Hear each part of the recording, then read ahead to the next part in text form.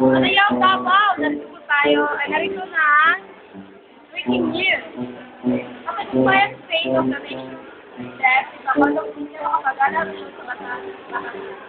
sa bansang ng polio 20. Ay, siyempre pero sa Davao, tuli po mga militansing grupo at mga kabataan na nakikisali sa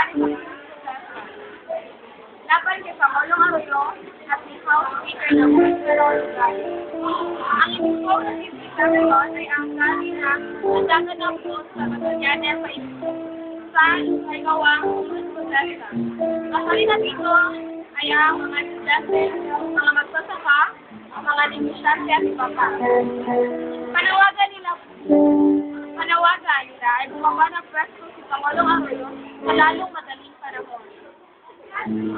Sugat ko may sinagrali sa virus protesta hindi lang sa Davao, kundi sa buong Pilipinas na nagaganap ng Hulyo 27. Sumangin naman na magbigay ng pahayag si Atty. Carlos Morales, anak ni Peter Lugares sa isyo nito. Samantala, magtatapos ang termino ni Pangulong Arroyo sa susunod na taon. At yan po ang ating breaking news ngayon. Mula dito sa MC Mall of Davao, ako po si Luisa Leo. Magandang hapon.